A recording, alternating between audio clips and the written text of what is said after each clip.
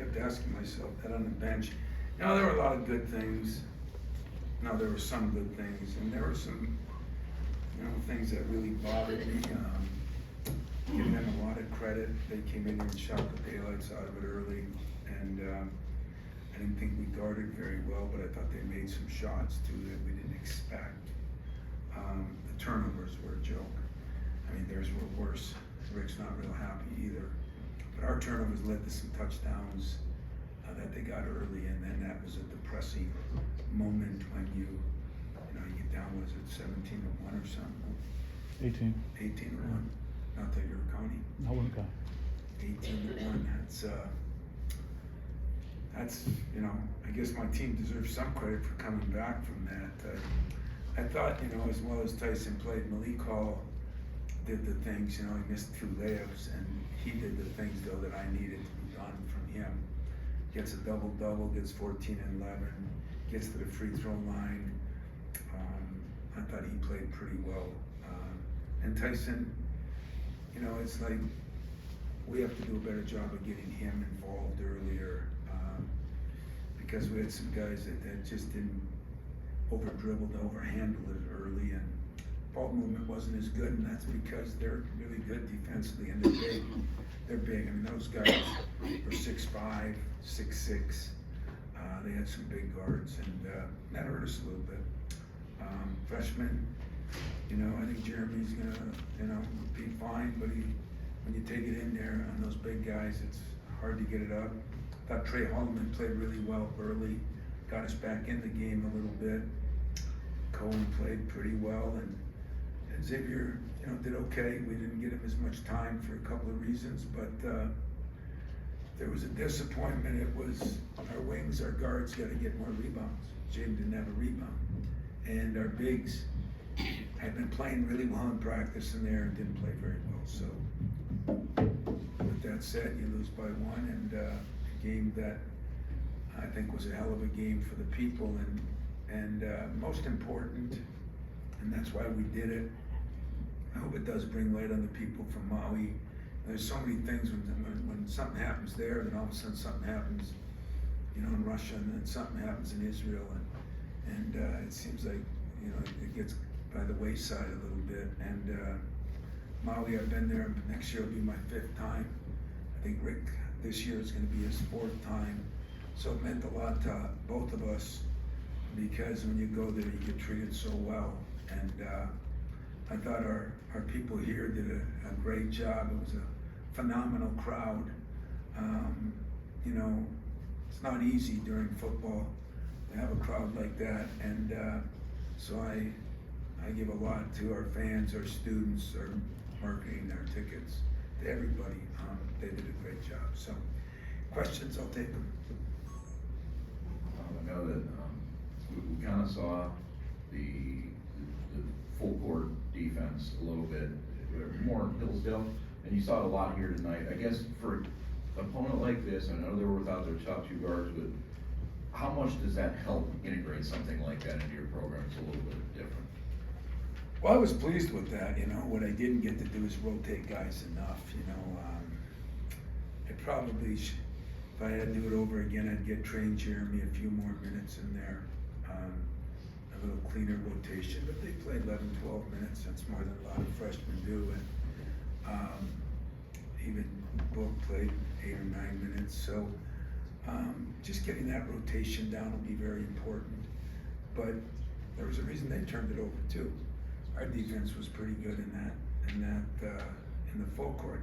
In the half court, we weren't very good, and that's what we got to continue to work on. Tom, you reflect that kind of a win-win-win deal. Both teams get to experience a March-like game in October and raising funds and awareness.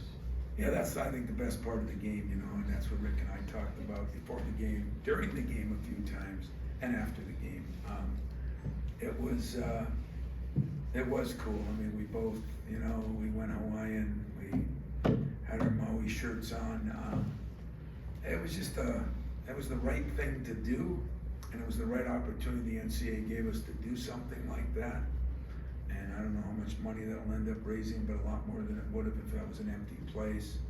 And as far as for us, The crowd was phenomenal. I think it really helped us get back in the game. They should feel good about that. And Tennessee should feel good that they were able to handle a crowd like that and keep making plays. Every time we cut it to 6 or 4, they made a play. And I told Rick that was my most impressive thing with them. Those two guys, the new guys he got, really played well, Gainey and Connect. And they really played well, and that was the difference in the game. Tom, since you first sat with us at the beginning of the season, I've been calling this your master class on leadership, and one of the elements you emphasize is communication. One, can you evaluate the communication, and why is communication so difficult at this time? I think you evaluated it yourself. You know, we had some slip-ups where we had switches and guys were wide open in the basket. And some of it's playing different lineups, some of them is the way they ran things, and some of it was just mistakes. I mean, they knew it right away when they did it. They knew it. We need more practice on that. That's why this game was so important. I mean, when you think about, was it a good thing or a bad thing? It was such a good thing to play this game. You know, you never feel good when you don't win, but it was good in a lot of reasons and ways, not only for us and for Rick, but of course for Maui, and even for our fans. I think it was awesome for our fans. You get to see a top 5-10 team come in here, and that team is picked to win the SEC, and you can all see why. I mean, they're going to be good, and they've got depth too, but their young guys struggled too, just like, you know, maybe a couple of ours did. But yeah, I think all in all, the communication. Why is it hard?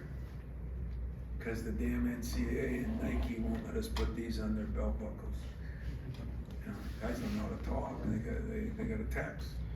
They got to send an email. Those don't work with uniforms. So we're trying to constantly, you know, get our guys to communicate more. And we've done a little better job. But today there were some times. That's where Monty and Coop usually are good at calling out those screens, and we just didn't do it. But you know, now we got a week to get better. Thank you. Other than the microphones and the wild shirts, did that feel like the exhibition game, or did that feel like March a little bit? Well, that felt like March. Are you kidding me? I asked Rick, are we stupid or what? You know, we don't need this in October. A couple of people sitting next to me, I said, damn, they got 5 more months of this. But that's a good thing, you know. It really is. It's a good thing, and it was really good for our players. And in some ways, you know, my philosophy around here, it's good to get punched in the mouth, because I thought we did early. I thought we got punched right in the mouth. And I did think we'd come back. I mean, Tyson getting that rebound late, the smallest guy on the floor, I think tells you a little bit about him. We just got to get more out of a couple of guys that I think have it to give. And those freshmen, Jeremy and Trey Holloman and Coen, we'll get Booker going here. We're going to get better. So I still like everything about my team. I was a little disappointed that a couple guys defensively didn't play as good as I thought they would. I know they hit a lot of shots, but was it okay to get your butts kicked in the first 10 minutes, or for some of your? Oh yeah, you know what, Fred? I was sitting there and I looked up and it was 17-1, and I said, God, this is fun. Hell no, it wasn't okay Well, to I get mean, my for butt some of your kicked. young players to Jeez. realize what that level is like. I'm kidding you. I can have fun today because we did something for Maui. I played against a good friend of mine, and I do think that's a good point.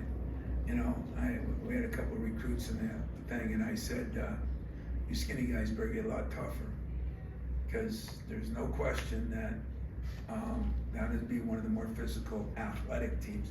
There's physical teams, and then there's athletic teams. And when you get physicality and athleticism and some size, that's what makes them a pretty good team. Now, they had some problems too, getting the ball up the floor, and they're gonna have some decisions to make on those big guys. The bigger guards they can defend better, but they can't run the ball like those smaller guards. The smaller guards don't shoot it as well. I mean, the guys that he's out, and he's got one guard that's really good, but they ain't gonna play better than those two guys play. I mean, he told me after that was the best and hardest connecting I played. So that means that's good for them too, you know. So I just thought all in all, it was a great game. It's sad to end it that way. Was it a foul or not a foul? He asked me a good question. He said, well, if it was the other way, would you want it called? I said, hell no. I'd like to win the game on the floor, not on the free throw line. Now, if it was during the regular season, hell yes. But, you know, it was a bang bang. I mean, it could have gone either way. I mean, as they all said to me, officials that was as high a caliber game as they'll do probably in the next 2 months. And that were one of the higher caliber games we'll play in. I don't care if it's Duke or anybody else. I mean, the advantage of playing in a game like this as an exhibition game is you don't care about fouls as much and things like that. That was a tough game to play in. And it was a tough game to officiate. And I learned a little lesson there too. I had a couple guys that are chirping at the officials. That'll be ended tonight. Because that's one thing that's not going to be tolerated. That's the only fun I had was get to yell at him. If I got a player yelling at him, then he takes away my fun. Coach, it goes without saying that Tyson Walker had a great game on the offensive side of the floor, but he also had 5 steals today. How encouraged are you about his defensive growth? You know, I mean, I think nobody would argue that he's the best player on the floor, you know, for us. Because he can do it all ways, and we probably played him too many minutes, you know, to be honest with you. But hope to get that down a little bit. But as you can tell, he's probably the best conditioned guy on my team. I love the way he played. I love the way he was. One time he got a little ollie with the official, other than that, in the huddles, he was phenomenal. He's grown a lot, and he's a good player, and we have to get him more involved early. That wasn't him, that's us. So some of that falls on the coaches too. Coach, you just alluded to it a little bit a second ago. Some of the run-ins that your players had with the refs today showed the intensity of the game and the emotional connection they had to it. But I also saw you doing a lot of correcting with the players on the sideline. How does a game like this, albeit an exhibition, prep you guys emotionally for the season? Well, it gave us a chance to run something at the end that we didn't execute quite right. It gave us a chance. You know, one time we looked at a 2-for-1 early. I mean, it really, I'm sure for Rick too, I mean, it really was a game that I can't believe was 89-88 with 37 turnovers. I mean, that's hard to do. So maybe there's a positive in there. And after we were down 17, when did we have one? How many minutes were left in the half? You're down 1 with 4 minutes. No. You mean when you got the 1 point? Yeah. Was that the first 5 minutes, 6 minutes? 5 minutes more. So it was 9-0 out of the gate. Yeah, and then 17-1 or something. So we probably went and scored 87 points in 34 or 5 minutes. That's pretty good on a positive end against a team that's good defensively. And they probably felt the same thing because I think he thinks we're pretty good defensively. So our defenses didn't show up. We turned the ball over too much, both of us. He shot the ball better. He had a couple guys that really shot it well, 6 for 10 and 8 for 16. That's 2 pretty good nights. But even though Malik was 3 for 9, I'd have to give Tyson the star of the game, but I put Malik right there because he did everything I need him to do for us to be successful. Tom, I know you told us the other day that there's certain benefits to doing it privately and how you can tinker and adjust things, but having gone through this now, I'm just wondering if you think the benefits of something like this outweighs that, and would you like to see these type of things continue? Could they move forward and be more a regular thing? Yeah, I really enjoyed it, especially, I did it a couple times with Gonzaga. When you have friends that you have that you can play against, and now tomorrow or even tonight, Rick and I'll talk about how much he's met at his team and I'm met at mine. But you get a lot done, you get a lot to talk about, and when you can attach it to a fundraising deal. It's pretty cool. And when I say fundraising, I mean charity. That's pretty neat, you know, whether it be that, or I can see whether it be for the Boys and Girls Club or something to help people, you know, or near Thanksgiving, you know, feed people, the homeless. You know, could we do something with this to help? Now, you know, you look at it, the university's gonna lose money, but if we did it for nothing, the university wouldn't have gotten it anyway if we played it and there was no crowds. So I want to thank all the people that came and spent their money on this. I think you got your money's worth as far as the game. I think the wrong team won if you're a Spartan fan, but it was a hell of a game. And I kept saying on the bench, I said, man, this is a high intensity game, and that was early, you know. So we got a lot of work to do, but this will give us something to check our warts and figure out we're going to get those wings rebounding a little better, everything the ball better, and we'll get better. In terms of the teaching value, though, to have the environment, like if you were to go down there with their, you know, versus a Oh close yeah, I'd go would you down there. prefer? Oh, I'd go down there too. I mean, I prefer playing. That's why we play one of the games in front of people. If you do the Division II, you can play in front of them. And I do that so our freshmen, our new people can get out in front of a crowd for the first time. Because we had a decent crowd the other night. This was a great crowd, and I think you saw some guys with the old deer in the headlights look, you know. So, yeah, I think it's a good deal. I think it's a good thing. I think it's really a good thing for Malik. One final one. Mike? Yeah, Tom, you referenced Tennessee as a top 5 team earlier this week. What did they do tonight that validated that? And I guess specifically with the 2 new transfers, what did you think of them tonight?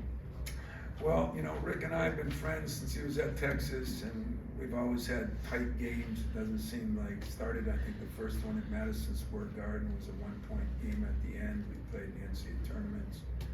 And I know the way he coaches, I know what he does. But I think he's got more depth than he's normally had when he gets those guards back.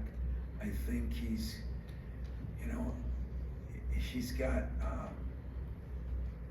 interchangeable parts. You know, he can bring those bigs in, and you know, Awaka is a man. I mean, he's just a man child, and he gives him a different look than the other kid, than I do. And then he brings in those 2 young guys that he's got that I think have size if you run into a team with big size. But all those wing guys are 6'5" and athletic and long, and I don't know how well they shoot it, but you know, Dillion, you know, he hit a 3.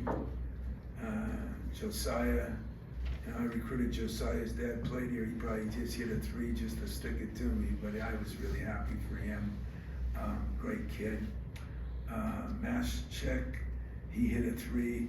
You know, they were very efficient too. They didn't take bad ones. They were 1 for 1, 1 for 2, 1 for 1, 1 for 1. And the 2 best shooters go 4 for 7, 3 for 9. That's good. I mean, that's good. So they're well coached. They got depth.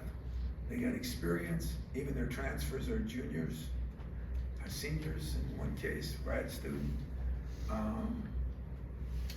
mean, I think since he's a good friend of mine, let's put pressure on him. That's a Final Four team. I really believe that. I really do, and I think he feels good about that too. And you know, you gotta be good, you gotta be lucky, you gotta be all those things. But Tennessee's a team that's gonna beat a lot of people, and they got a team that has a legitimate shot because they have enough depth and they have enough different. Like they put James Josiah. They put him at the 3 some and went real big.